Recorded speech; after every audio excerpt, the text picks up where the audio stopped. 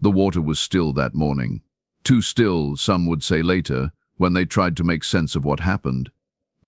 Lake Thornbury stretched out like a sheet of hammered silver under the July sun, reflecting nothing but emptiness back at the shoreline where the cabin stood.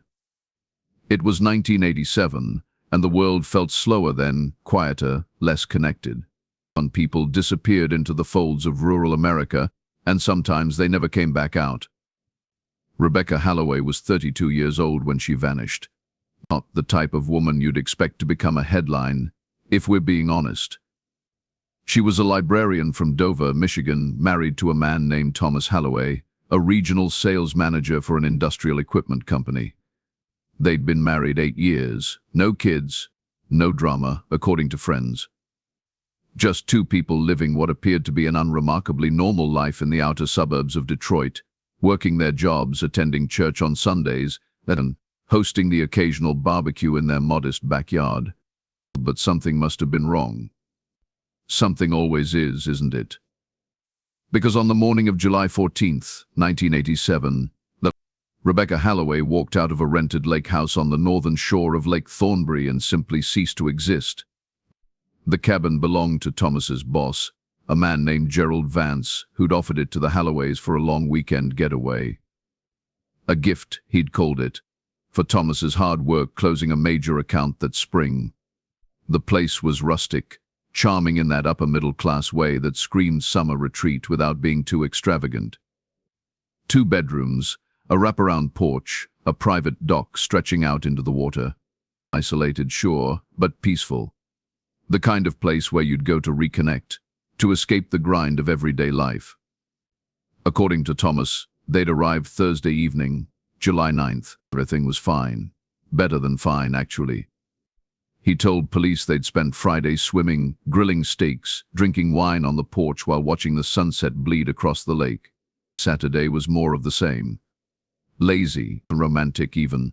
They'd taken the small rowboat out, drifted around the cove, talked about maybe buying their own place up here someday. Sunday they'd slept in late, made breakfast together, pancakes and bacon, coffee on the porch. Monday morning, July 13th, Rebecca went for a walk. She did that sometimes, Thomas said. Liked to stretch her legs, breathe in the fresh air before they packed up and headed home. He'd stayed behind to clean up the cabin, load the car. She kissed him on the cheek, pulled on her sneakers, and walked out the door around 9:30 in the morning. She never came back.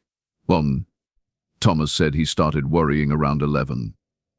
The walk shouldn't have taken more than an hour, maybe an hour and a half if she'd really wandered. By noon he was actively searching, calling her name along the dirt trails that wound through the woods behind the property. By 1 o'clock he'd driven into the nearest town, Thornbury itself, population 800, asking if anyone had seen a woman matching Rebecca's description. Brown hair, 5'6", wearing jeans and a yellow windbreaker. No one had. And at 2:15 that afternoon, Thomas Halloway called the local sheriff's department. But his wife was missing. Now, here's where things get interesting, in that awful way that true crime stories always do. Because when Deputy Frank Kowalski arrived at the lake house that afternoon, Thomas was calm. Too calm, Frank would later tell investigators.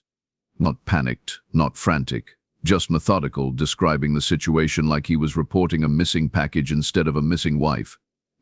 Frank noted it in his report, that strange flatness in Thomas's voice, the way his hands didn't shake when he handed over a recent photograph of Rebecca.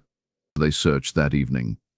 Local volunteers, deputies, a few state troopers who happened to be in the area.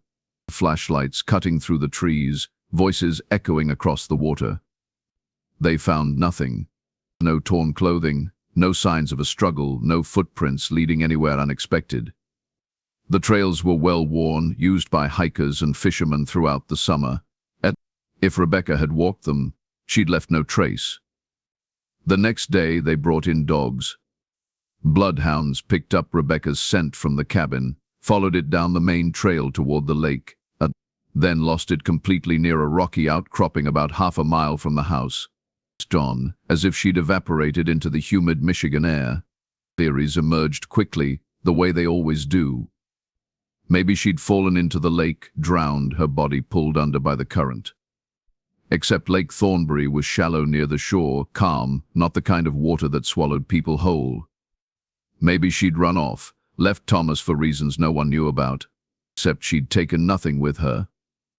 Her purse was still in the cabin, wallet intact, driver's license, credit cards, $43 in cash.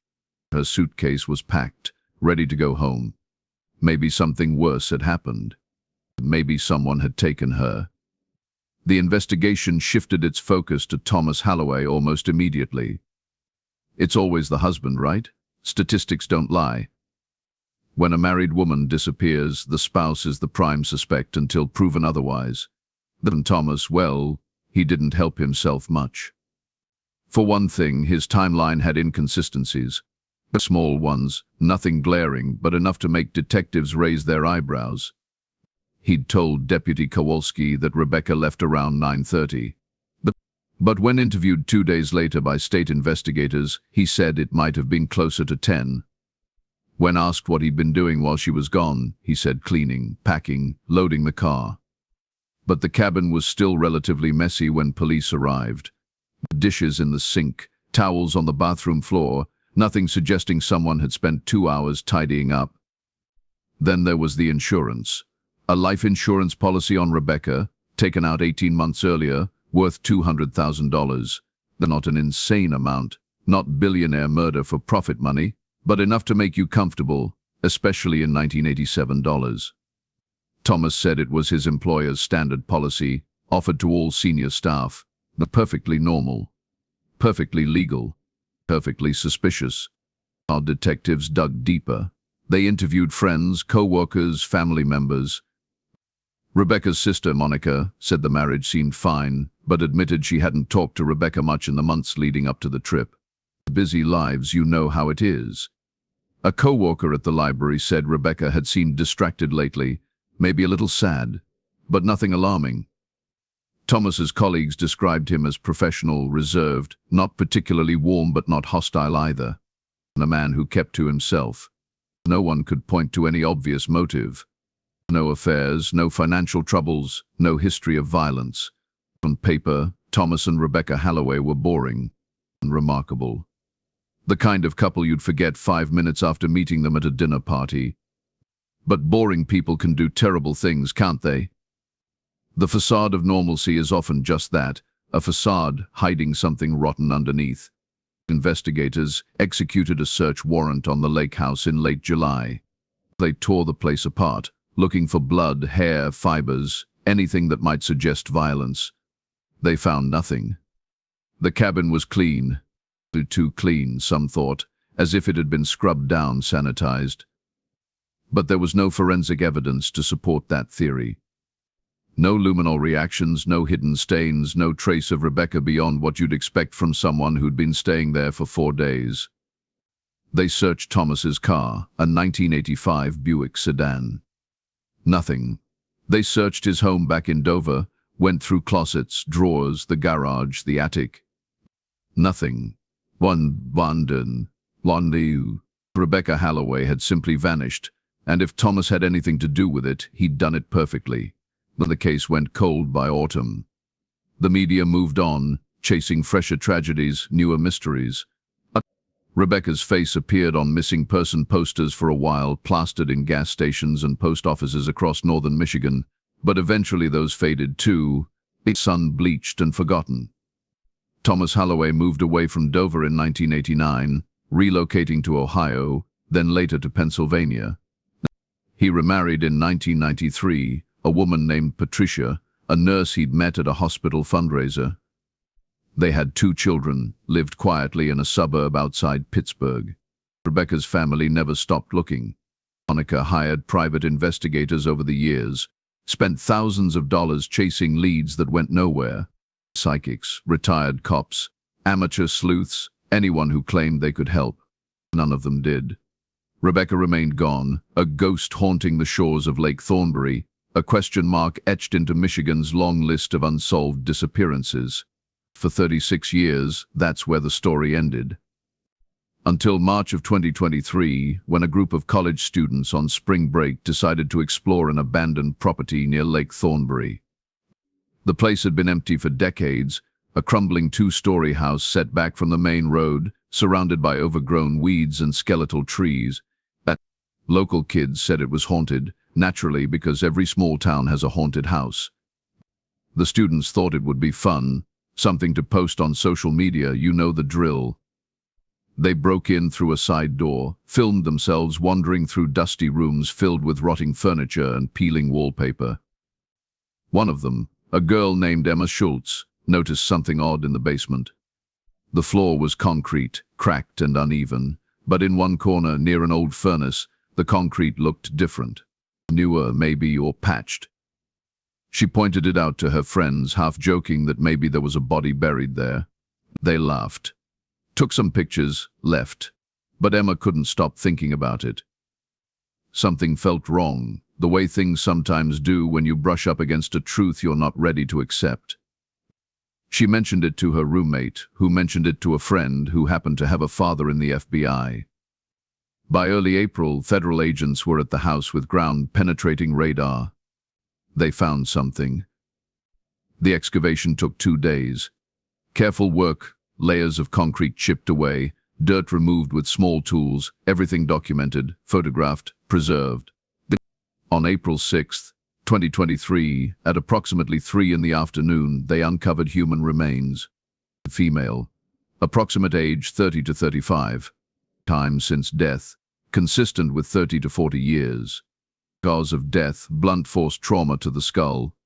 Dental records confirmed it on April 10th. Rebecca Halloway. Rebecca Halloway.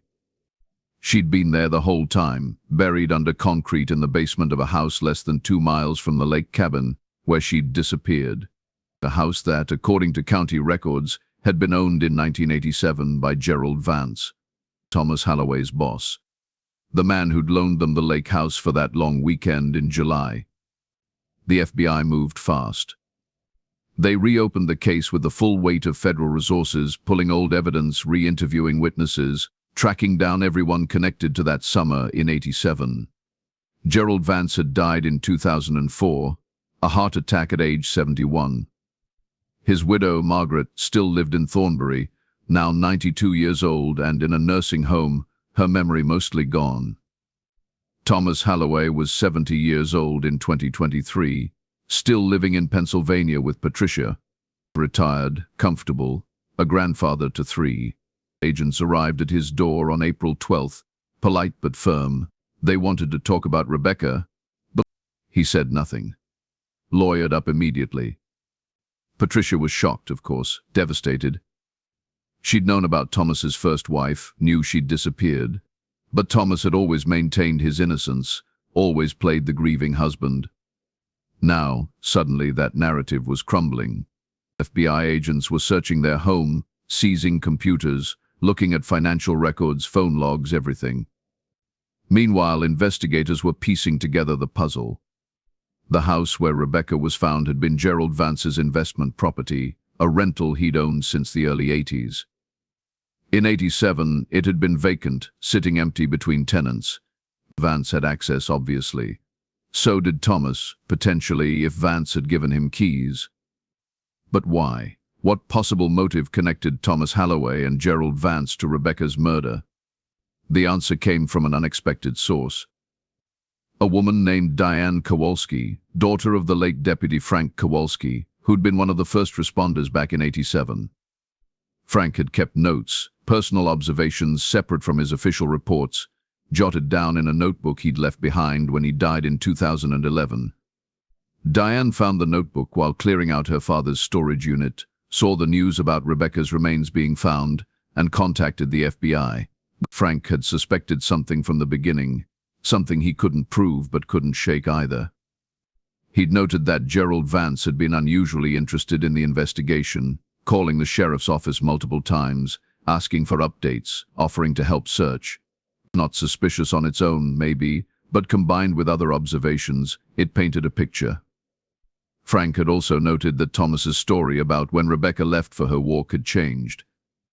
and that Thomas had seemed overly familiar with the area around Lake Thornbury, despite claiming it was only his second visit, and that when Frank had casually mentioned the vacant house down the road during one of their conversations, Thomas's expression had flickered, just for a second, before he'd regained his composure.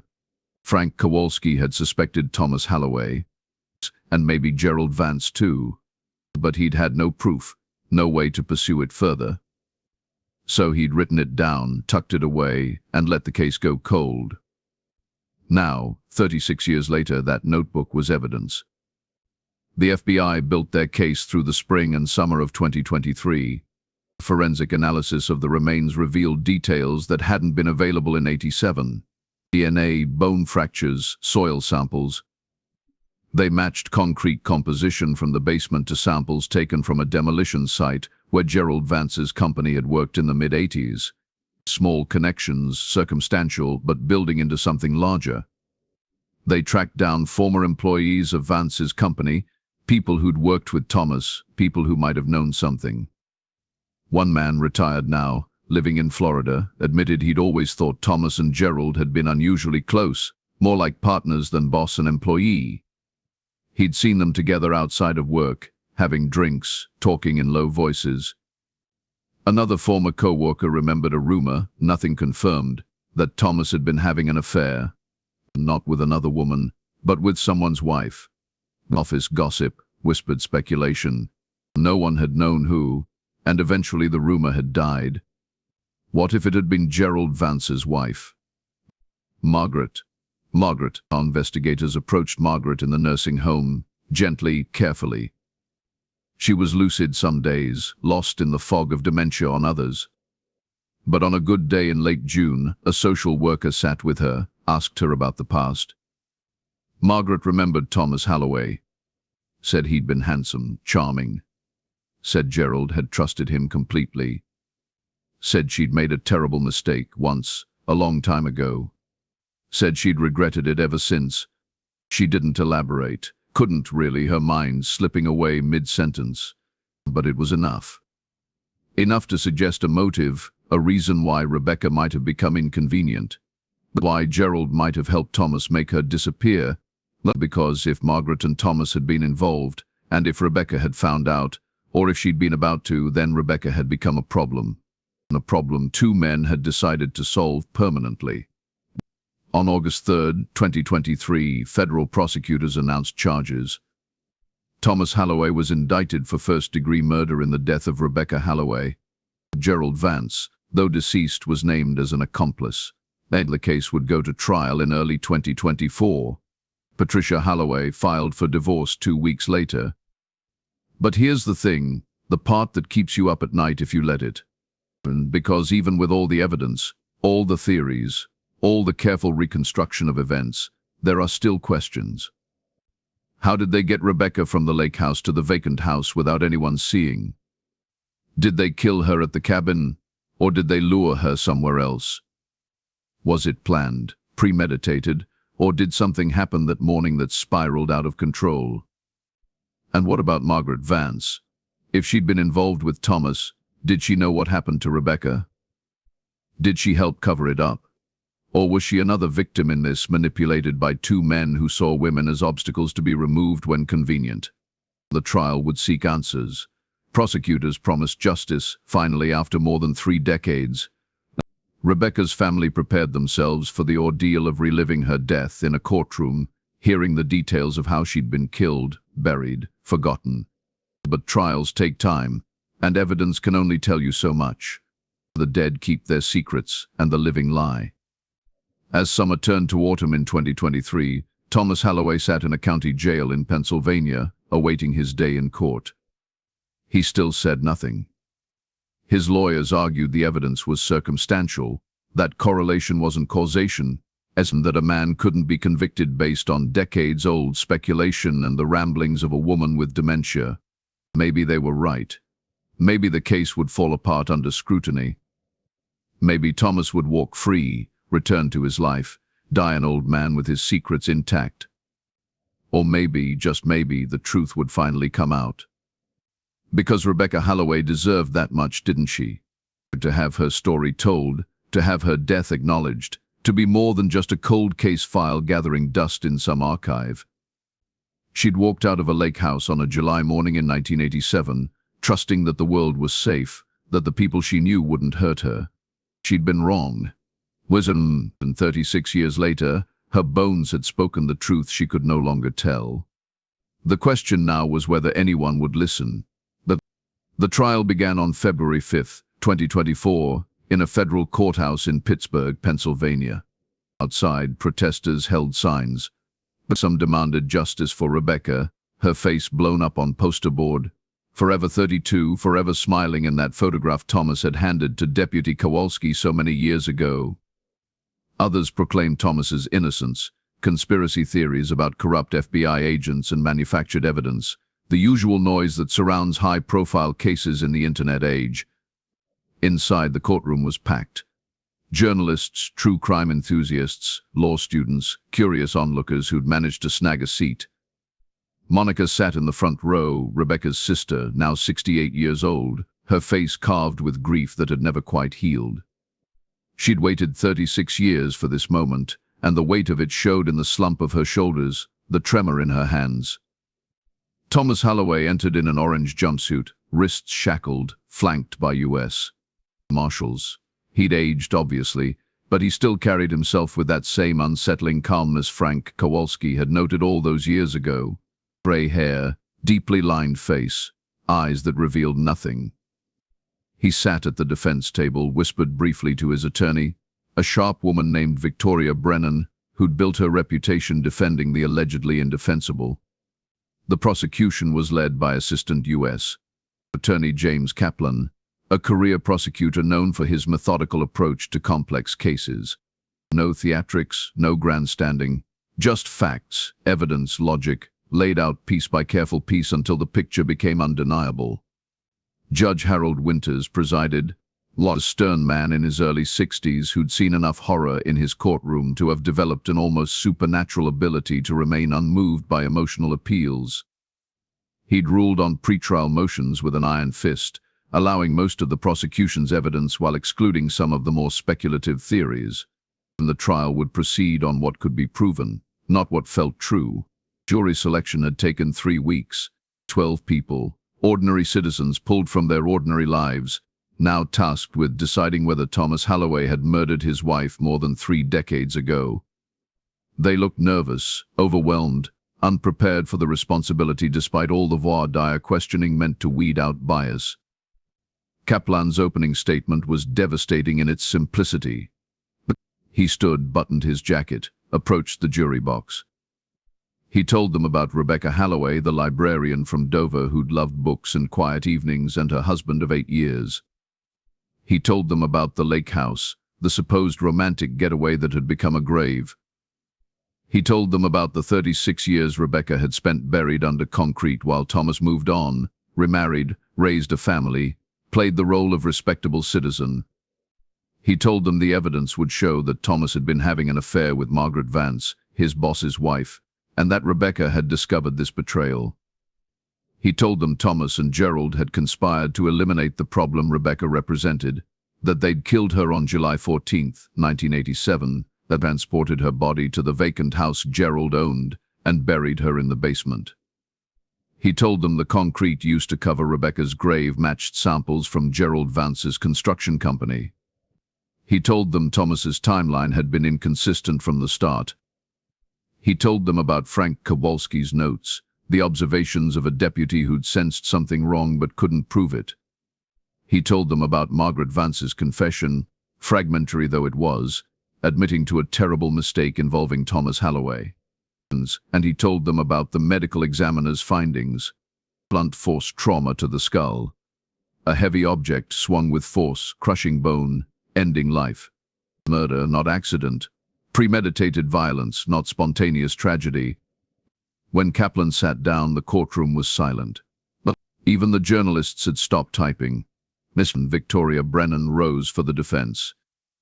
She was smaller than Kaplan, but her presence filled the room in a different way. Controlled rage, barely leashed, ready to tear apart every piece of evidence the prosecution thought was solid.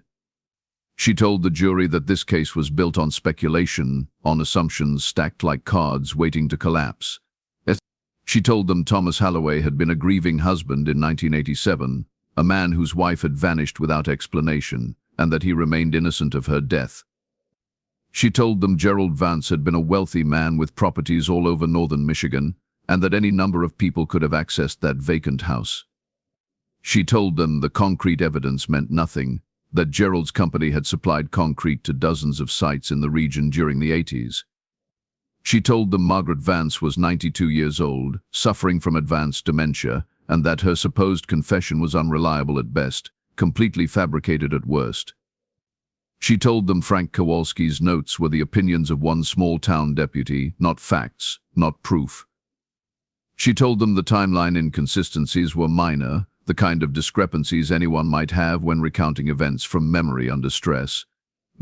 And she told them the prosecution had no physical evidence linking Thomas to the crime.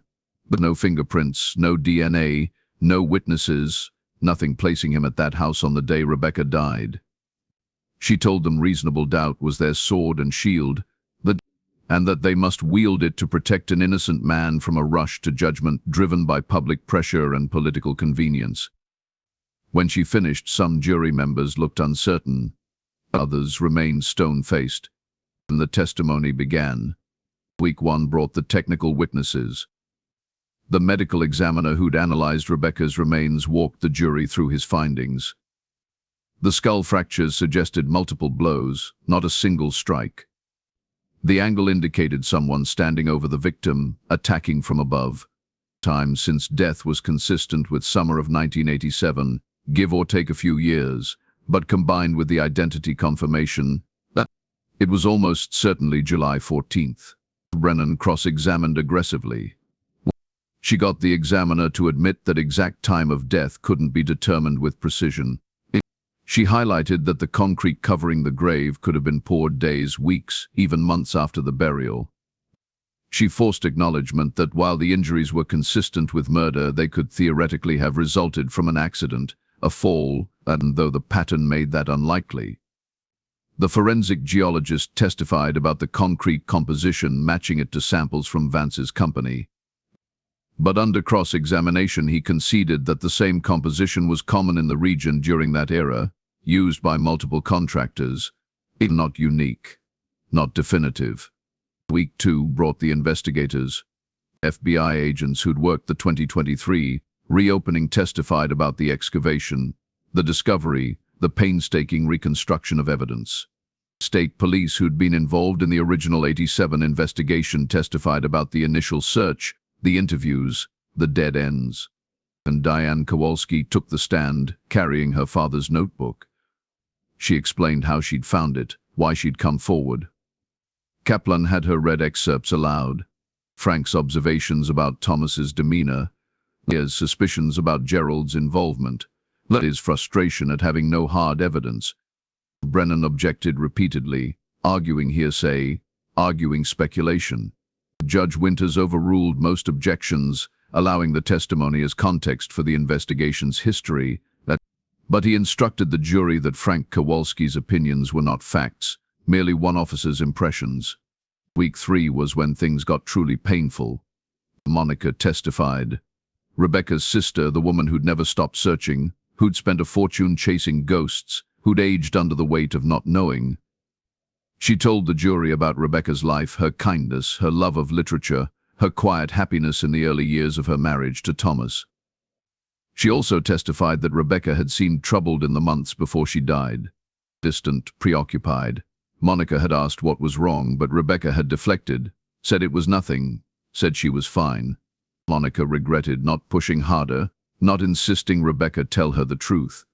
Under cross-examination, Brennan was gentler than expected, but still probing.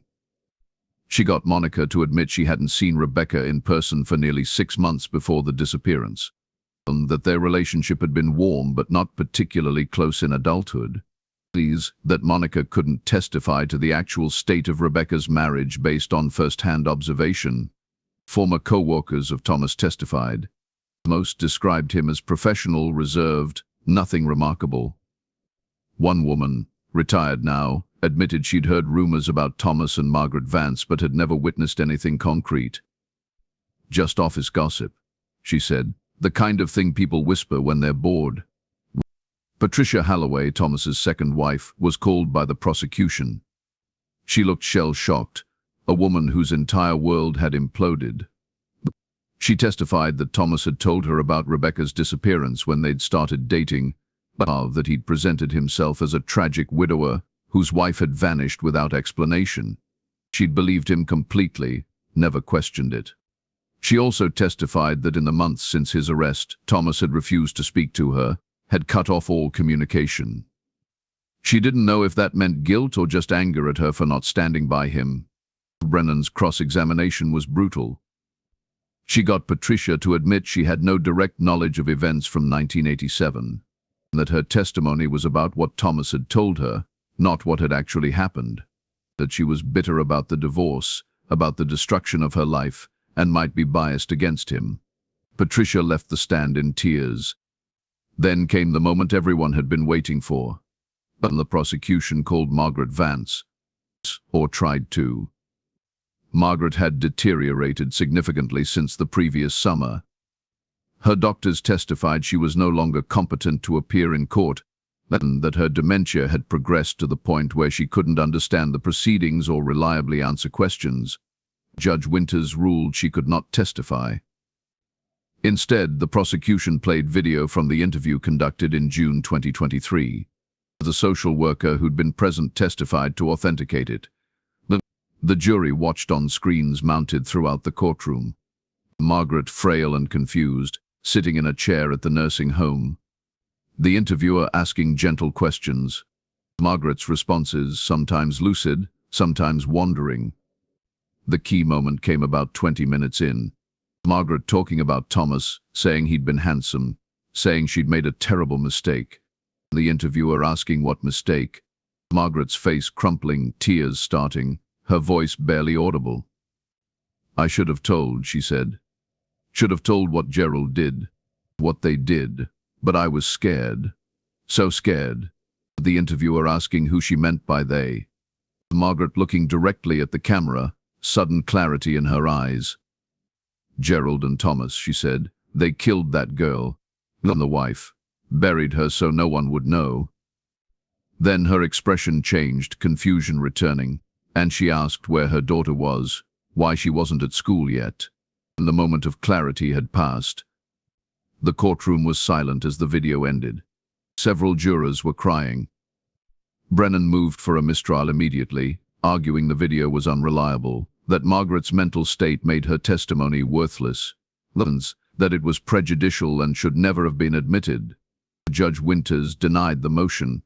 The video had been properly authenticated, and the jury could weigh Margaret's credibility themselves. Week 4 brought the closing arguments. Kaplan went first. He reconstructed the crime for the jury, walking them through each piece of evidence, showing how they fit together. Thomas's affair with Margaret. Rebecca discovering the truth. Thomas and Gerald deciding she had to be silenced. The murder at or near the lake house. The transport of the body.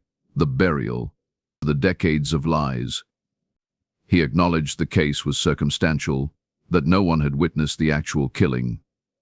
But he reminded the jury that circumstantial evidence could be stronger than direct evidence, and that a web of facts pointing to the same conclusion was proof beyond reasonable doubt. He showed them photographs of Rebecca, alive and smiling, then photographs of her skull, fractured and broken. He asked them to imagine the terror of her final moments, the betrayal she must have felt as her husband, the man she'd loved and trusted, ended her life. He asked them for justice. For Rebecca, or for her family. For every woman who'd ever trusted the wrong man and paid the ultimate price. When he sat down, more than half the courtroom was openly weeping. Brennan rose for her closing. She was fierce, unyielding. She tore into the prosecution's case with surgical precision. She reminded the jury that Margaret Vance was unreliable, that her confession proved nothing. But she reminded them that concrete evidence was not unique evidence. She reminded them that Frank Kowalski's suspicions were not facts. She pointed out that the prosecution had presented no witnesses placing Thomas at the vacant house. No one had seen him transport a body. No one had seen him pour concrete. The entire theory rested on assumptions, on connecting dots that shouldn't be connected. She reminded them that Thomas had cooperated with police in '87, had never been charged then because there was no evidence against him. And she argued that 36 years later, with Gerald Vance conveniently dead and unable to defend himself, the government was scapegoating Thomas to close an embarrassing cold case. She told them the burden of proof was on the prosecution and that they'd failed to meet it. She told them reasonable doubt existed in every gap, every missing piece, every question the evidence couldn't answer. She begged them not to convict an innocent man to satisfy the public's bloodlust for closure. The jury deliberated for 6 days. On day 3, they sent a note asking to review Margaret Vance's video testimony again. On day 5, they asked for clarification about the concrete evidence. Judge Winters provided the requested materials and instructions. But on day 6, February 28, 2024, at 4:17 in the afternoon, the jury reached a verdict. The courtroom filled quickly, word having spread that a decision was coming. Monica was there, looking exhausted. Patricia was there, sitting in the back, hood pulled up, trying to be invisible. Reporters crammed into every available space. Thomas was brought in, still in the orange jumpsuit, still showing no emotion. He sat, whispered to Brennan, waited. Judge Winters entered. Everyone rose, then sat. The jury filed in, eyes down, faces unreadable. The foreperson, a woman in her 50s who'd been a high school teacher before retiring, stood when asked. Judge Winters asked if they'd reached a unanimous verdict. She said they had. The clerk read the charge. Murder in the first degree. The foreperson was asked for the verdict. She looked at Thomas Halloway, just for a second, then away. "We find the defendant," she said, her voice steady but quiet, "guilty." The courtroom erupted. Gasps, sobs, shouts, shouts. Monica collapsed against the woman next to her, sobbing into her shoulder. Patricia bolted from the room. Reporters were already typing, leave tweeting, filing updates. Thomas showed no reaction. He just sat there, staring straight ahead, as if he hadn't heard, as if it didn't matter. Judge Winters banged his gavel, calling for order. He thanked the jury for their service, dismissed them. He set sentencing for April 15th. Thomas was led away, still silent, still calm. Outside, Monica gave a brief statement to the press. She thanked the FBI, the prosecutors, everyone who'd worked to bring her sister's killer to justice. But she said Rebecca could finally rest in peace. She said she hoped Thomas would spend the rest of his life in prison, thinking about what he'd done. Brennan announced they would appeal, that the conviction was a miscarriage of justice, that Thomas Halloway was innocent. The news cycle moved on within days, already chasing the next tragedy, the next scandal. But for those who'd been in that courtroom, who'd heard the evidence, who'd seen the photographs of Rebecca's broken skull, the story didn't end with the verdict. Because questions remained. So many questions. Had Gerald Vance really been involved? Or had Thomas acted alone and used Gerald's property opportunistically? What exactly had Margaret's role been? Had she known about the affair, about the murder, or had she only found out later? And if she'd known, why hadn't she come forward? The FBI continued investigating after the trial, digging into Gerald's background, looking for other possible victims. They found nothing concrete, but they did discover that Gerald had owned 3 other rental properties in the 80s, all now demolished or sold. Had there been other graves? Other women who'd become inconvenient? They would never know for sure. Sentencing came on April 15th as scheduled, while Judge Winters sentenced Thomas Halloway to life in prison without possibility of parole. Thomas was 71 years old. He would die behind bars. As he was led away, reporters shouted questions. Well, did he want to say anything to Rebecca's family? Did he have any remorse? Did he maintain his innocence? Thomas stopped, just for a moment, looked back at the cameras. His expression was unreadable, that same flat calmness he'd shown since 1987. "I loved my wife," he said. Then he was gone. Those 4 words sparked endless debate. Was it a denial? An admission? A sick joke? No one could agree. Rebecca Halloway was finally laid to rest in May of 2024, 37 years after her death. The funeral was private, just family and close friends. Monica had her buried in the cemetery where their parents rested, a simple headstone marking the grave. Beloved daughter and sister, gone but not forgotten. 1955, 1987. The lake house where Rebecca had spent her final days still stands. It's been sold multiple times since '87, and the current owners have no connection to the Halloways or the Vances. They say sometimes, late at night, they hear footsteps on the porch, the sound of the screen door opening and closing. Just the wind, probably. Old houses settle, make noise. Probably. But the vacant house where Rebecca was buried has been demolished. The property was sold in 2024 to a developer who plans to build condos.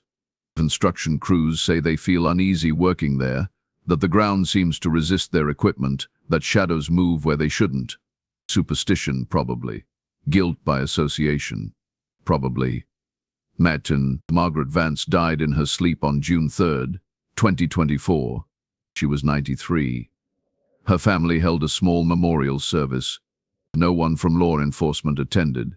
Whatever secrets she'd carried to the grave stayed there. Patricia Halloway changed her name, moved across the country, started over. Her children, Thomas's stepchildren, refused to speak to him after the conviction. One of them gave an interview to a true crime podcast, saying they felt betrayed, violated, as if they'd been living with a monster and never knew it. Maybe they had been. Thomas Halloway is currently incarcerated at a federal penitentiary in West Virginia. He's in general population, keeps to himself mostly. Other inmates say he's quiet, polite even, helps in the library. Hard to believe he's a murderer if you didn't know. But that's the thing about monsters, isn't it? They don't always look like monsters. Sometimes they look like your neighbor, your coworker, your husband. Sometimes they wear masks of normalcy so convincing that even the people closest to them never see the rot underneath. And sometimes, if they're very good at it, they get away with murder for 36 years.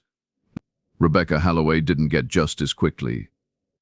She didn't get the immediate investigation, the rapid arrest, the swift trial that we like to think happens in civilized society. She got buried under concrete and forgotten, her death explained away as a tragic disappearance, her husband free to move on and build a new life. But she got justice eventually. Slow, grinding, imperfect justice, but justice nonetheless. The case file is officially closed now. Solved, as much as a case like this can be solved. Thomas is in prison, Rebecca is at rest, the mystery is answered. Except it's not really, is it? Because we will never know for certain exactly what happened on July 14, 1987. We'll never hear Thomas's full confession, assuming he has one. We'll never know what Rebecca was thinking as she walked down that trail, whether she suspected what was coming, whether she tried to fight back. We'll never know if there were other victims, other women whose bones lie under concrete somewhere, waiting to be found. And we'll never know how many other Thomas Halloways are out there, living quiet lives, hiding terrible secrets, counting on time and circumstance to keep their crimes buried forever. The FBI estimates there are thousands of unsolved murders in the United States at any given time. Thousands of families waiting for answers that may never come. Thousands of graves, both literal and metaphorical, hiding the truth. Rebecca Halloway's grave gave up its secret after 36 years. How many more are still waiting? The question haunts investigators, keeps them working old cases, hoping for that break, that piece of evidence, that confession. Because every unsolved case is someone's daughter, someone's sister, someone's mother. Every cold case is a life stolen, a family shattered, a question left hanging in the air like smoke. Rebecca got her answer. Her family got closure, painful and incomplete though it was. But walk through any small town in America, any rural county with its old houses and older secrets, And you'll find stories like hers. Disappearances that were never solved, deaths that were never explained, mysteries that faded into local legend. Lake Thornbury still reflects the sky each morning, still and silver and silent. The trails through the woods are walked by hikers who have no idea they are passing near the spot where a woman took her last steps. The cabin where Thomas and Rebecca spent their final weekend together is rented out to families on vacation. This for people looking to escape the stress of modern life for a few days by the water. They don't know what happened there. Why would they? It was so long ago. But the lake remembers. The woods remember. The earth that held Rebecca's body for 36 years remembers. And somewhere in a federal prison cell, Thomas Halloway remembers too, though he'll never admit it. He'll die an old man, taking whatever truth he knows to his grave, leaving behind only questions and speculation and the hollow victory of a conviction that came decades too late. Justice for Rebecca Halloway. Finally. Perfectly. Painfully. But the weight of it, the knowledge that it took 36 years and a chance discovery by college students, leaves a bitter taste. How many others won't be so lucky? How many disappeared women will never be found, their killers never identified, their families never given peace? The answer is too many. Always too many. Men. Rebecca's story is over now, at least as much as any story like this can be over. Her killer is behind bars. Her remains are properly buried, her name is no longer on a missing persons poster. But her ghost, metaphorically speaking, still walks the shores of Lake Thornbury. Still reminds us that evil doesn't always announce itself with fanfare. Sometimes it wears the face of a respectable man, a loving husband, a trusted employee. Sometimes it hides in plain sight for 36 years. And sometimes, just sometimes, it gets caught. But not often enough. Never often enough.